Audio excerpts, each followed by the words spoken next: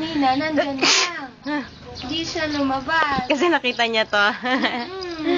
Nakita na niya to. Dinala ko na to kila Kuya Darwin. Bantayan mo, baka hinipin ko yan. Bantayan mo dito. Opo, mami. Talagang tuwa siya. Hindi niya kunento na nakita na niya to kila Kuya Darwin. Nakita namin to sa internet. Kanta-kanta ako. Oo nga. Ay, nakita niya. Ang daming nilalagay sa corny na ano. Binibidyo ko to lagi. Kasi, syempre, Georgie, siya lang ang libangan ko. Maganda nga siya ngayon kasi maputi siya. Bleach ko yung katawan niya.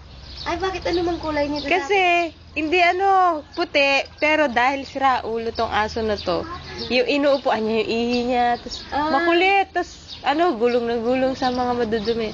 Nagiitim, tapos nadikit pa siya sa yung, ba yun, yung parang, fly trap, yung madikit.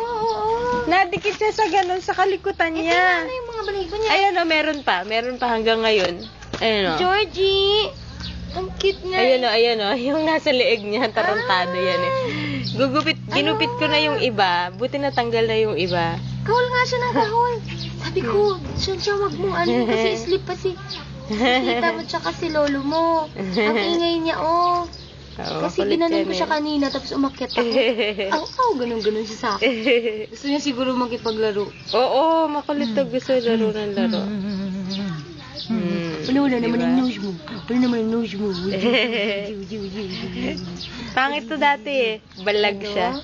Dati balag yan. Para din siya pag kasumaha may nose. Yung pag talaga, wala na talagang nose. Mababalbo siya. Ano tong lahi to? Ano siya? Pomeranian. Pomeranian siya. Napakalikot. Nakakainis to. Sobrang likot. Lahian mo rin siya.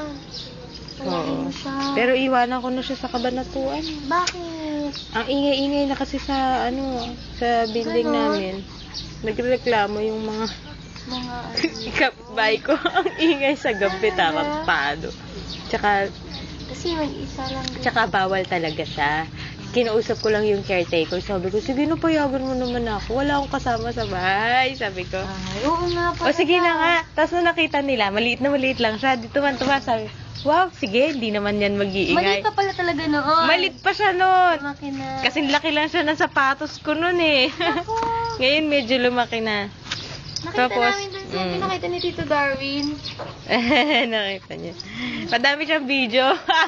Nag-breakfast na ba kayo? Hindi pa. Sandali pa. Ay. Pag nakita nga ni Aaron to.